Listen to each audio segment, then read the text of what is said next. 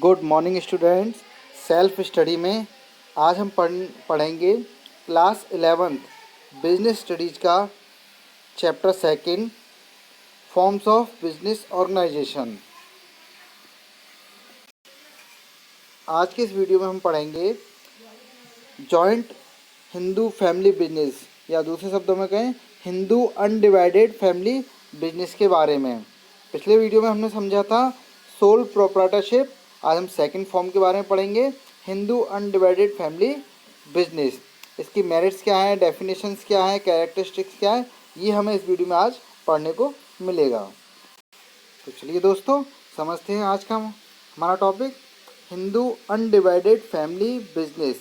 जैसा कि बच्चों इसका नाम है हिंदू अनडिवाइडेड फैमिली बिजनेस, यही इसकी डेफिनेशन है। जब कोई हिंदू परिवार जो कि एक अनडिवाइडेड फैमिली के रूप में रह रहा है, यानी ऐसी फैमिली जो एक होकर रह रही है, एक साझा परिवार, जब किसी बिजनेस को कंट्रोल करता है, बिजनेस का मालिक होता है, बिजनेस को चलाता है, तो उसे हम कहते हैं हिंदू अनडिवाइडेड फैमिली बिजनेस। हमारे देश में इस बिजनेस के लिए जो प्रोविज़न है वह हिंदू लॉ, यानी द हिंदू सक्सेशन एक्ट 1956, इसमें सारे rules and terms and condition दिए हुए हैं इस बिजनेस के रिगार्डिंग। आगे चलते हैं। बिजनेस को जो मैनेज और कंट्रोल करता है वो इसका सबसे एल्डेस्ट मेंबर, फैमिली का जो सबसे एल्डेस्ट मेंबर है वही बिजनेस को मैनेज करता है एंड कंट्रोल करता है। इस व्यक्ति को एक नाम से जाना जाता है जो है कर्ता, या दूसरे शब्दों में कहें, इंग्लिश में हम कहें तो मैनेजर, और इन हिंदी अगर बात करें तो इसे जाना जाता है कर्ता के नाम से। The decision of the Karta are binding on all the members. Karta का जो भी डिसीजन होगा वो सभी अदर्स मेंबर को मान्य होगा। तो होल एंड कर्ता जो है इस बिजनेस का होल एंड सोल होता है। आगे देखते हैं। There are two system under the Hindu law. Hindu law में दो सिस्टम दिए हुए हैं। जैसे पहला सिस्टम है दयाभाग सिस्टम और दूसरा सिस्टम है मिताक्षरा। दयाभाग सिस्टम जो है वो केवल हमारे वेस्ट बंगाल में ही चलता है, जबकि मिताक्षरा सिस्टम जो है वो हमारे अदर स्टेट्स में रन करता है। अब दोनों में डिफरेंस क्या है, तो बेसिकली दोनों में कोई बहुत बड़ा डिफरेंस नहीं है, केवल एक माइनर डिफरेंस है कि दयाभाग सिस्टम में मेल और फीमेल दोनों को ही इक्वल मेंबर समझा जाता है बिजनेस का, जबकि मिताक्षरा में केवल मेल मेंबर्स ही बिजनेस के मेंबर्स माने जाते हैं। यानी मिताक्षरा सिस्टम में फीमेल को कोई भी मान्यता नहीं मिलती है, उन्हें मेंबर नहीं समझा जाता, बिजनेस का पार्टनर नहीं समझा जाता है। आगे बढ़ते हैं। नेक्स्ट हमारा है, अब हम देखेंगे सबसे पहले इसके फीचर्स। इस बिजनेस में खास बात क्या है जिससे हमें इस बिजनेस को स्टार्ट करना चाहिए। तो these are the characteristics. First is formation. Formation means इस बिजनेस को स्टार्ट करना।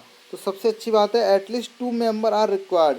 इस बिजनेस को स्टार्ट करने के लिए हमें कम से कम केवल 2 मेंबर्स की ज़रूरत है और इस बिजनेस को आसानी से स्टार्ट किया जाता है। लेकिन ये ध्यान रखें ये दोनों मेंबर एक ही फैमिली से होने चाहिए। ठीक है दोस्तों, तो यहाँ इस बिजनेस को स्टार्ट करना बहुत आसान है, क्योंकि बहुत ज़्यादा हमें फॉर्मेलिटी करने की ज़रूरत नहीं है।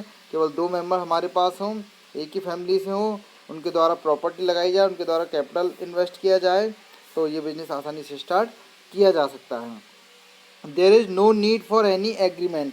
और अच्छी बात ये है यहाँ किसी एग्रीमेंट की भी ज़रूरत नहीं है, क्योंकि ऑल आर फैमिली मेम्बर, सभी फैमिली के मेम्बर हैं। नेक्स्ट फीचर है liability. The liability of all member except of कर्ता। ध्यान रखेंगे बच्चों, कर्ता को छोड़कर फैमिली के बिजनेस के जितने भी मेंबर्स हैं उन सभी के ऊपर लिमिटेड लाइबिलिटी है और कर्ता के ऊपर अनलिमिटेड लाइबिलिटी होती है। अनलिमिटेड लाइबिलिटी क्या होती है ये मैं आपको पहले ही बता चुका हूँ। अनलिमिटेड लाइबिलिटी का मीनिंग है कि अगर फर्म लॉस में जाती है तो लायबिलिटीज़ को पे करते समय अगर बिजनेस की असेट्स हमारे पास इनसफिशिएंट हैं, तो हमें पर्सनल प्रॉपर्टी का यूज करना होगा। तो इस केस में यहाँ कर्ता ही अपनी पर्सनल प्रॉपर्टी का यूज करेगा, बाकी के जो मेंबर्स हैं वो अपनी पर्सनल प्रॉपर्टी का यूज नहीं करेंगे बिजनेस की लायबिलिटीज को पे करने के लिए। Next, control. तो यहाँ क्लियर है, he is whole and sole. Karta जो है वो बिजनेस का होल एंड सोल है, सर्वे सर्वा है, पूरा बिजनेस उसी के अंडर कंट्रोल है, फाइनल डिसीजन उसी के हैं। वो सभी से कंसल्ट कर सकता है, सलाह ले सकता है, लेकिन जो फाइनल डिसीजन लेना है वो कर्ता को ही लेना होता है और वो सभी मेंबर्स को मान्य होता है। Next, continuity. After the death of कर्ता, कर्ता की डेथ के बाद नेक्स्ट एल्डेस्ट मेल मेंबर, जो भी फैमिली का अगला नेक्स्ट बड़ा व्यक्ति होगा, सब मेल मेंबर, लेकिन ध्यान रखें मेल मेंबर, कर्ता की डेथ के बाद फैमिली में जो भी सबसे बड़ा व्यक्ति होगा मेल, वो उसकी पोजीशन को अचीव कर लेगा, हासिल कर लेगा। यानी फैमिली का नेक्स्ट जो भी मेल मेंबर होगा सबसे बड़ा, वो कर्ता कहलाएगा। तो इससे अच्छी बात यह है कि अगर इनके इस कर्ता की डेथ भी हो जाती है तो भी बिजनेस जो है बंद नहीं होता, वो चलता रहता है, कंटिन्यूटी बनी रहती है। और last, minor member can be member of the business since birth. कोई भी बच्चा जब इस फैमिली में जन्म लेता है तो वो उसी दिन से इस बिजनेस का मेंबर माना जाता है। ये इस बिजनेस की बहुत अच्छी बात है। आगे बढ़ते हैं, अब बात करेंगे हम मेरिट्स की। कौन कौन सी मेरिट्स हैं इस बिजनेस के अंदर, तो देखिए बच्चों कौन कौन सी मेरिट्स हैं इस बिजनेस की। सबसे जो पहली मेरिट है वो है इफ़ेक्टिव कंट्रोल। यहाँ पर जो कंट्रोल है वो इफ़ेक्टिव है। इफ़ेक्टिव कंट्रोल क्यों है, अब बच्चों आपको ध्यान रखना है, अभी आने वाली वीडियो में भी इस बात का ध्यान रखना है कि यहाँ जो हमने 5 बिजनेस आपको बताए हैं उनका कंपैरिजन होगा। अब हम आगे बढ़ रहे हैं तो पीछे वालों से कंपैरिजन करेंगे और आने वाले बिजनेस का एक होप रखेंगे कि आने वाले बिजनेस में क्या हो सकता है। तो यहाँ पर जो भी फीचर्स, मेरिट, डिमेरिट बताई जा रही हैं वो केवल इस बिज़नेस को देखते हुए नहीं बल्कि अदर्स जो बिज़नेस हैं उन सबको ओवरऑल देखते हुए ही मेरिट्स और डिमेरिट्स पर फोकस किया जा रहा है। तो यहाँ जो इफ़ेक्टिव कंट्रोल की बात हो रही है तो वो इसलिए हो रही है क्योंकि यहाँ जब भी बिजनेस से रिगार्डिंग कोई डिसीजन लेना है तो कर्ता अकेला नहीं है डिसीजन लेने के लिए, उसकी हेल्प के लिए उसके फैमिली मेम्बर्स भी हैं। तो यहाँ जो इफेक्टिव कंट्रोल इसलिए है क्योंकि बैलेंस है डिसीजन, सब लोग मिलकर काम करते हैं, डिसिप्लिन में करते हैं, इसलिए यहाँ जो कंट्रोल है वो इफेक्टिव है क्योंकि सारा बिजनेस जो है वो एक व्यक्ति के चारों ओर घूम रहा है जो है कर्ता। Continued business existence. तो अच्छी बात इस बिजनेस की ये है जो कि सोल प्रोप्राइटरशिप में नहीं थी कि कर्ता की डेथ के बाद भी यदि कर्ता की डेथ हो जाती है तो भी बिजनेस जो है वो चलता रहेगा क्योंकि उसकी पोजीशन को लेने के लिए फैमिली का नेक्स्ट एल्डर मेंबर होगा। जो भी फैमिली में अगला व्यक्ति होगा बड़ा, वो कर्ता की जगह को अचीव कर लेगा, ले लेगा। Next, limited liability of members. और सबसे अच्छी बात यहाँ पर ये है कि यहाँ सभी मेंबर्स पर कर्ता को छोड़कर उनके ऊपर लिमिटेड लायबिलिटीज हैं।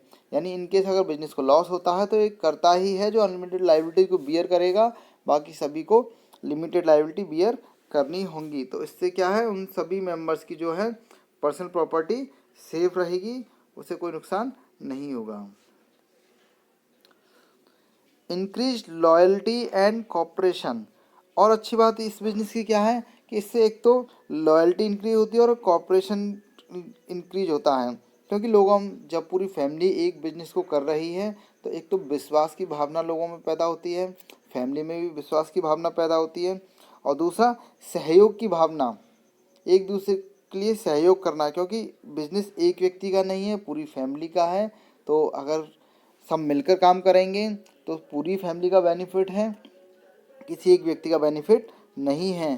तो यहाँ पर सभी फैमिली के मेंबर्स मिलकर एफर्ट्स करेंगे और जो भी रिवार्ड मिलेगा उसे मिलकर शेयर करेंगे। तो ये लॉयल्टी को इंक्रीज करता है और कॉपरेशन को भी इंक्रीज करता है। तो बच्चों ये तो हो गई मेरिट्स। अब बात करते हैं इस बिजनेस के दूसरे पहलू की कि इस बिजनेस से हमें खामियां क्या हैं, लिमिटेशंस क्या हैं, डिमेरिट्स क्या हैं। क्योंकि हम सभी जानते हैं सिक्के के दो पहलू होते हैं। अगर बिजनेस में कुछ अच्छाई भी है तो कुछ खामियां भी जरूर होंगी। तो सबसे पहला है लिमिटेड रिसोर्सेज। तो यहाँ ध्यान रखें, यहाँ लिमिटेड रिसोर्सेज क्यों बोला जा रहा है, क्योंकि यहाँ भी फैमिली मेम्बर्स लिमिटेड हैं, तो उनके द्वारा लगाई गई कैपिटल भी लिमिटेड है, उनके द्वारा रिसोर्सेज जो भी यूज किए जाएंगे वो सब लिमिटेड हैं। अगर इनको और ज़्यादा रिसोर्सेज की आवश्यकता है तो वो इस बिजनेस की रिक्वायरमेंट को पूरा नहीं कर पाएंगे, क्योंकि उनके पास असेट्स भी लिमिटेड ही है।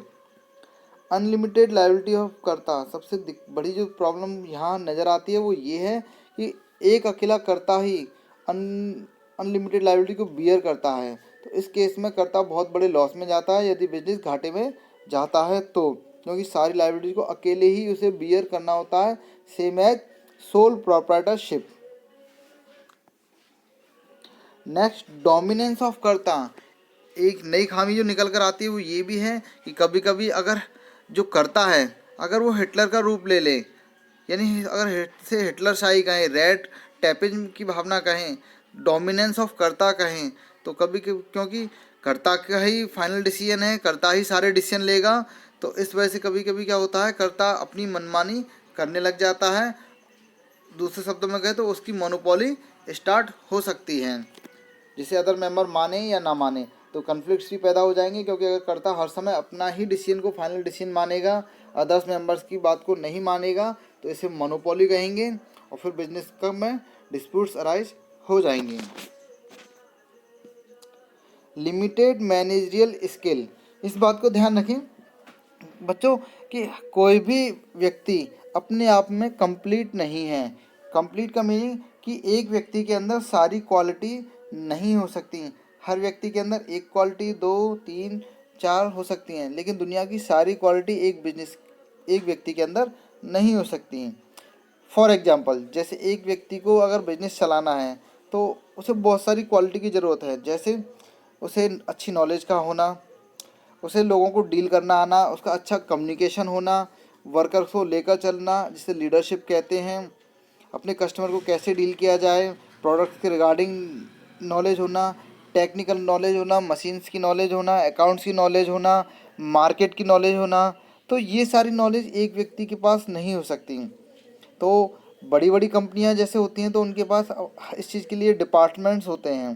तो यहाँ हम डिपार्टमेंट नहीं बना सकते क्योंकि बहुत ज़्यादा पैसा बिजनेस के अंदर नहीं होता है, तो हर चीज़ के डिपार्टमेंट नहीं बना सकते। जैसे अगर हम बड़ी कंपनियों में बात करें तो मार्केटिंग डिपार्टमेंट अलग होता है, प्रोडक्शन डिपार्टमेंट अलग है, तो वहाँ हर चीज़ के अपने एक डिपार्टमेंट होते हैं और वो उस बिजनेस अपने काम को अच्छे तरीके से करते हैं। वहाँ हर डिपार्टमेंट को चलाने के लिए स्पेशलिस्ट होते हैं। लेकिन यहाँ समस्या क्या है कि हमें अपने फैमिली मेम्बर से ही बिजनेस को रन कराना है, तो फैमिली मेम्बर्स में जो क्वालिटी है ज़रूर नहीं हो सकता सारे बच्चे सेम क्वालिटी रखें, अदर क्वालिटी उनके पास ना हो। अब जैसे अगर हमें सीए चाहिए बिजनेस को रन करने के लिए, तो हमारी फैमिली में ज़रूरी नहीं सीए हो। हमें इंजीनियर चाहिए, पॉसिबिलिटी नहीं है कि इंजीनियर हमारी फैमिली में हो। अच्छी कम्युनिकेशन करने वाला व्यक्ति हमारी फैमिली के अंदर हो, लीडरशिप क्वालिटी रखने वाला कोई फैमिली मेम्बर हो।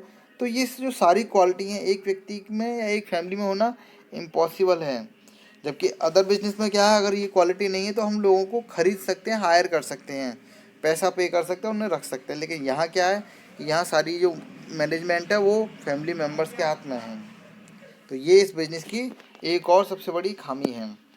तो बच्चों यहाँ मैंने आपको बता दिया limitations of Hindu undivided family कि एक हिंदू अनडिवाइडेड फैमिली में कौन कौन सी लिमिटेशंस होती हैं।